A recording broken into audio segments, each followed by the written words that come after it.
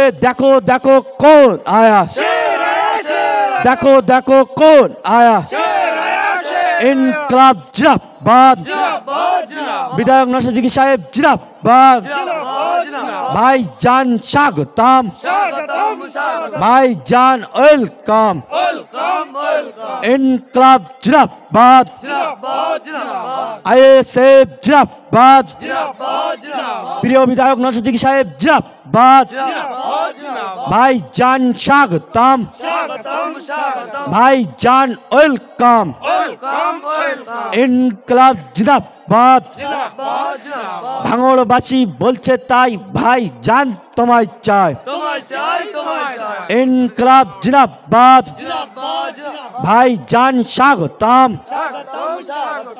ভাইজানকে আসার জন্য কি আমরা কি পেয়েছি বলে? নেতার ছেলে নেতা হয়েছে আর তামান্নার মতো ফুটফুটে সন্তানকে বোম মেরে মেরে দিয়েছে। আর নেতার ছেলে নেতা হয়েছে, রাজ্জাক খাঁ শাসক দলের নেতা, তাকে আবার এরাই খুন করেছে। আর আমাদের মঈনুদ্দিনকে, হাসানকে, রেজাউলকে খুন করেছে। আমরা কি পেয়েছি? আমাদের কি হতে হবে? নিজের পায়ে দাঁড়াতে হবে, নিজের ভালো বুঝতে হবে। মমতা ব্যানার্জি যদি তার ভাইপোর ভালোর জন্য বারবার দিল্লিগামী ফ্লাইট ধরতে পারে, তাহলে আমরা আমাদের ভাইপোর জন্য, আমাদের ভাতিজার জন্য, আমার পাড়ার মানুষের জন্য আমাদেরকেও বুঝতে হবে এবার। আর আর অন্যের ভাইপোর কথা ভেবে লাভ হবে না, আমার ভাইপোর কথা। আমরা সবাই যদি নিজের ভাইপোর কথা ভাবি তো হয়েই গেল। আমার পাশের বাড়ির ভাইপোটাও তো সে তার কাকা তার কথা ভাববে, তার চাচা তার কথা ভাবে। আপনি যদি আপনার ভাইপোর কথা ভাবেন সবাই মিলে, তাহলে আপনার পাশের বাড়ির যে আছে ওই একটা ভাইপো আপনার সম্পর্কে, কিন্তু সে তার চাচা তার ভাইপোর কথাটা ভাবুক না। শুধু মমতা ব্যানার্জি তার ভাইপোর কথা ভাববে আর আমরা আমাদের ভাইপোর কথা ভাবলেই দোষ। এটা বন্ধ করতে হবে। ভাঙড়ের এই লেদার কমপ্লেক্সের যে দুরবস্থা, এখানে যে আপনার পিউরিফাই না করে যে পানিগুলো বাইরে ছাড়ে, বিশেষ করে নারায়ণপুর অঞ্চলের মানুষের সব থেকে বেশি ক্ষতি হয়। এই বিষয়গুলো গিয়ে আমি তুলছি। আপনি জানতে, আপনার বিধায়কের কাজ কি? আমি তো শাসকে নেই, আপনার সমস্যাটা আমি তুলে ধরবো, আপনার মুখ, এই 3 লক্ষ মানুষের মুখকে বিধায়ক। তো আমি এগুলো বলছি না ঘুমাচ্ছি, সেটা দেখতে হবে বড় জিনিস। সেটা হচ্ছে কি হচ্ছে না জানতে পারতেন, কিন্তু বিধানসভা টিভি চালায় না। সে কবে বই আকারে প্রিন্ট হয়ে আসবে সে। কিন্তু এই দাবিটা আমাদের প্রত্যেকটা পশ্চিমবাংলার নাগরিককে বলবো, যদি আমার ভিডিও শুনতে থাকেন, শুনবেন, তাহলে আওয়াজ তুলুন যে আপনার বিধায়ক আপনার কি করছে জানা দরকার। আপনার আইনসভায় কি চলছে জানবেন না, শুধু বিজেপি তৃণমূলের নাটক চলছে, ওর মধ্যে ওরা নাটক করে, সময়টাকে নষ্ট করে, স্লোগানিং করে সময়টাকে নষ্ট করে। ওটা সময় নষ্ট করার জায়গা নয়, ওটা পশ্চিমবাংলার আইন তৈরি হওয়ার জায়গা। পশ্চিমবাংলার মানুষ কিভাবে ভালো থাকবে, হসপিটালে কিভাবে গেলে ট্রিটমেন্ট হবে, স্কুলে গেলে কিভাবে টিচার পাবে, গণপরিবহনের মতো গুরুত্বপূর্ণ ব্যবস্থা ধ্বংস করে দিচ্ছে। সরকারি বাস কি করে বাড়বে, কৃষকের গড় আয় কি করে বাড়বে, চা বাগানের শ্রমিক তাদের মিনিমাম ওয়েজেস কিভাবে ঠিক হবে, বিড়ি শ্রমিক থেকে শুরু করে লেদার কমপ্লেক্সের শ্রমিক থেকে শুরু করে রাজ্যের মানুষ কিভাবে ভালো থাকবে, তার ওখানে আলোচনা হওয়া দরকার। তার পরিবর্তে ওখানেও রাজনীতি হচ্ছে, শুধু স্লোগানিং করে সময় নষ্ট করে দেওয়া হচ্ছে। তাই আমাদেরকে 2026 আসছে, রেডি হতে হবে। আমার বিধানসভা থেকে আমি নওশাদ সিদ্দিকীকে পাঠাবো, সেটাই যে যার বিধানসভার মানুষকে আওয়াজ তুলতে হবে।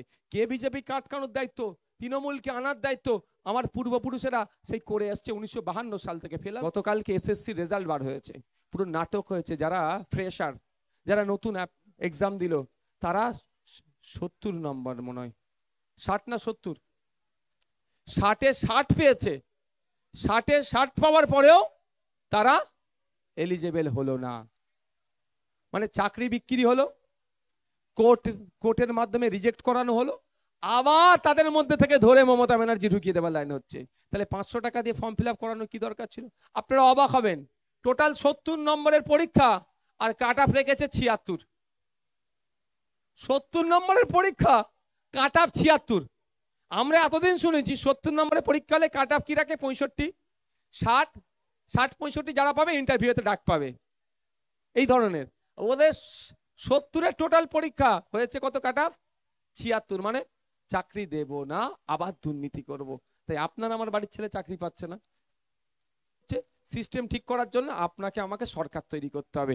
এতদিন আপনি আমি ভুল লোককে সরকারে বসিয়েছি, এবার আপনাকে আমাকে দায়িত্ব নিয়ে সঠিক লোককে সরকারে বসাতে হবে। ধন্যবাদ, সকলে ভালো থাকবেন, সুস্থ থাকবেন। আজকের এই বক্তব্য এখানে শেষ হলো। আচ্ছা, আমাদের বুথের যারা সভাপতিরা আছে এটাকে সরিয়ে দাও তো। ধন্যবাদ, সকলে ভালো থাকবেন। হ্যালো হ্যালো, বুথের যে সমস্ত নেতৃত্বদের ডাকছি আপনারা একবার স্টেজে আসবেন। যে যেখানে আছে এই একটু এবার পিছিয়ে একটুখানি, হ্যাঁ একটু বসেন, এই আপনারা বসুন, বসে পড়ুন। আলমগীর একটু পিছিয়ে যাও তো, বাচ্চাটাকে নিচে। ইনকলাব জিন্দাবাদ, আইএসএফ জিন্দাবাদ, ইন্ডিয়ান সেকুলার ফ্রন্ট জিন্দাবাদ, বিধায়ক নওশাদ সিদ্দিকী সাহেব জিন্দাবাদ, প্রিয় বিধায়ক নওশাদ সিদ্দিকী সাহেব জিন্দাবাদ। ভাই জান স্বাগতম, ভাই জান স্বাগতম, ভাই জান ওয়েলকাম, ইনকলাব জিন্দাবাদ, নওশাদ সিদ্দিকী সাহেব জিন্দাবাদ, আইএসএফ জিন্দাবাদ, ইন্ডিয়ান সেকুলার ফ্রন্ট জিন্দাবাদ, গরিব দুঃখী একমাত্র কণ্ঠ প্রিয় বিধায়ক নওশাদ সিদ্দিকী সাহেব জিন্দাবাদ, খেটে খাওয়া মানুষের একমাত্র কণ্ঠ বিধায়ক নওশাদ সিদ্দিকী সাহেব জিন্দাবাদ, দলিত আদিবাসী পিছিয়ে পড়া মানুষের একমাত্র বিধায়ক নওশাদ সিদ্দিকী সাহেব স্বাগতম, ভাই জান ওয়েলকাম, ভাই জান স্বাগতম, ইনকলাব জিন্দাবাদ। যারা স্বেচ্ছাসেবকের দায়িত্বে আছেন সুন্দর ব্যবস্থা করে দিন। আমাদের প্রিয় বিধায়ক জনাব বিধায়ক নওশাদ সিদ্দিকী মহাশয় এইমাত্র আমাদের রক্ত অর্পণ শিবিরের অনুষ্ঠানে তিনি এসে উপস্থিত। আমরা সকলেই ভাইজানকে একবার করতালি দিয়ে অভিনন্দন জানাবো। সকলে একটু করতালি দিয়ে ভাইজানকে বরণ করে নেব। তারপরই ভাইজান আপনাদের সামনে মূল্যবান বক্তব্য রাখবেন।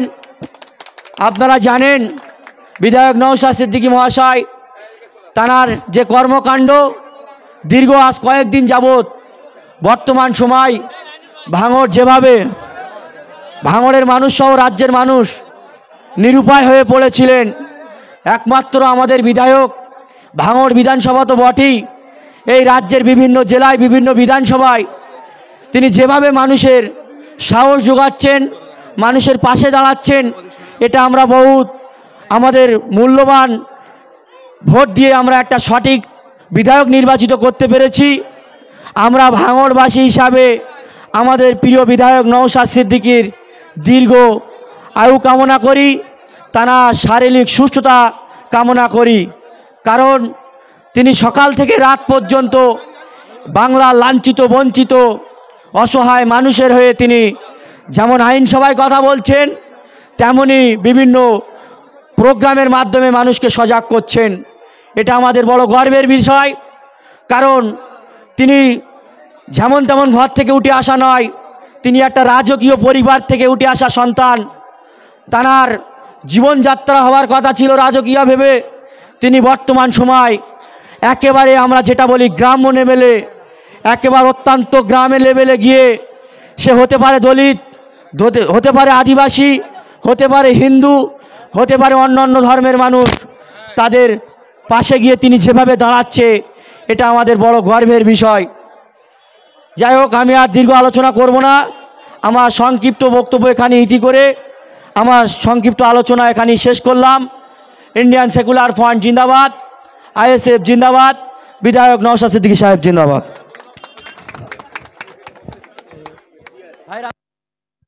যারা মঞ্চের ডান দিকে আছেন, চেয়ার খালি আছে, আপনারা গিয়ে বসে পড়েন। সবার সৌন্দর্যটা আপনারা নিজে নিজে তৈরি করতে পারেন। কেন বেকার ডান দিকে দাঁড়িয়ে আছেন? চলে আসুন, বসার জায়গা আছে, আপনারা চলে আসুন। আমাদের মধ্যে উপস্থিত হয়েছেন আমাদের সবার প্রিয় বিধায়ক, আমরা তাকে বরণ করে নেব। এখন ব্যাচ পরিয়ে আমাদের প্রিয় বিধায়ককে সম্মান জানাবেন আলমগীর ভাই। দেখুন,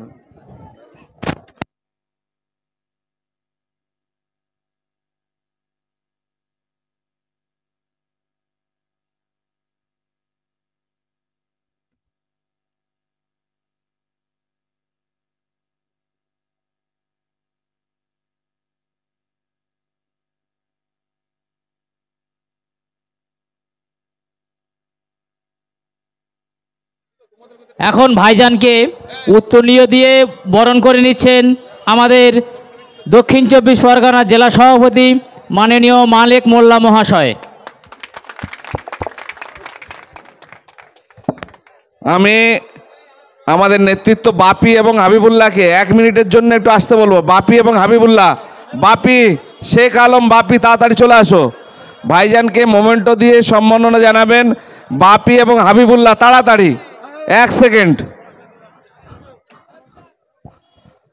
আমাদের নেতৃত্ব বাপি ওরফে শেখ আলম এবং হাবিবুল্লাহ দুজনা মোমেন্টো দিয়ে সম্মাননা জানাবেন আমাদের সবার প্রিয় বিধায়ক পীরজাদা নওশাদ সিদ্দিকী মহাশয়কে। সবাইকে হাততালি দিয়ে একটু অভিবাদন জানাতে বলবো।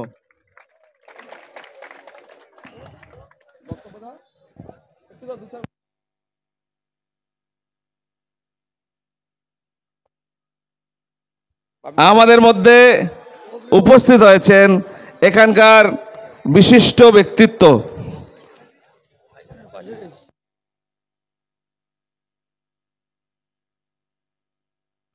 মধ্যে উপস্থিত আছেন বিশিষ্ট ব্যক্তিত্ব নাবুল সাহেব।